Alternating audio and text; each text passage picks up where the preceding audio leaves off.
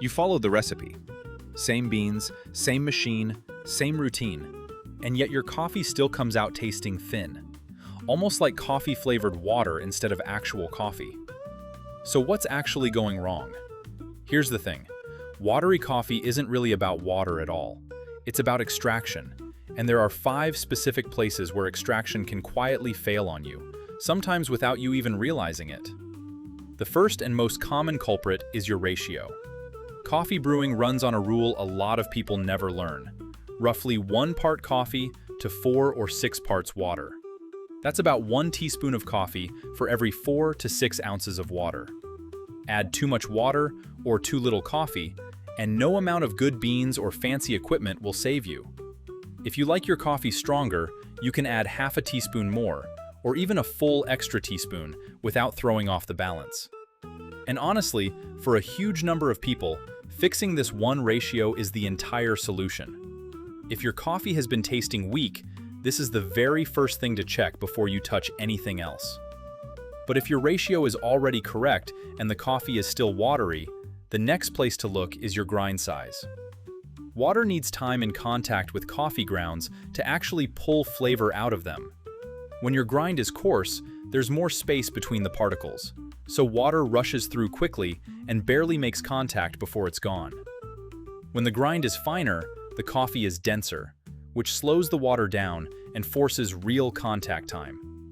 So coarse grind generally means faster flow, and faster flow generally means less flavor extracted, which shows up as watery coffee in your cup.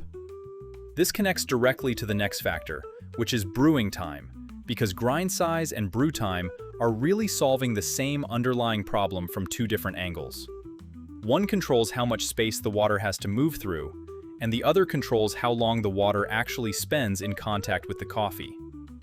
A French press typically needs about 3 to 4 minutes with a fine to medium grind. A drip coffee maker usually needs up to 5 minutes. Espresso, on the other hand, is done in as little as 25 to 30 seconds, because the machine is using intense pressure to do the extraction work that time would normally handle. So if you're cutting your brew time short, you're cutting your extraction short too, even if everything else about your setup is right. Even when your ratio, grind, and timing are all dialed in, cold water can quietly undo all of that work.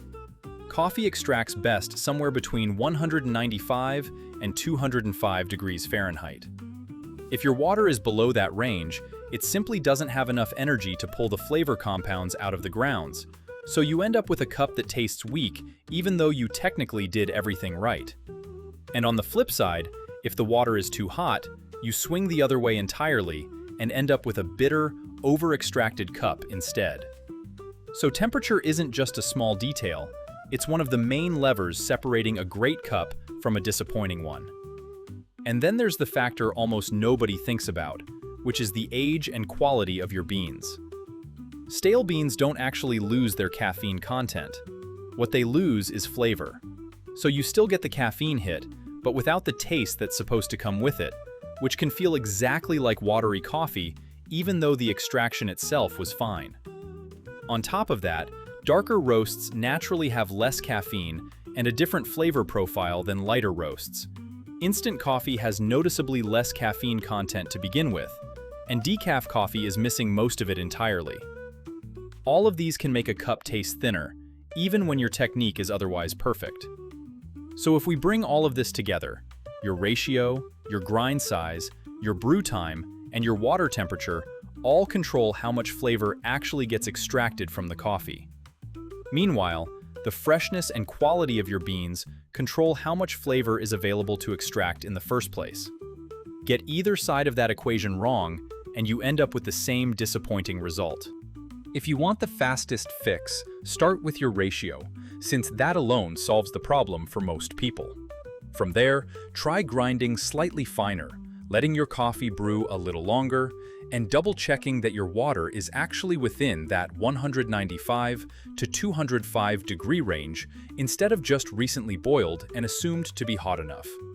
And finally, try buying your beans in smaller batches so you're never brewing something that's been sitting in your cabinet for months without you noticing. So the next time your coffee tastes like watered-down disappointment, it's probably not bad luck, and it's definitely not a mystery. It's one of 5 small, fixable things working against you. Get those right, and that thin, coffee-flavored water turns into an actual, satisfying cup of coffee. If you want more brewing guides and tips, check out our website at 11coffees.com.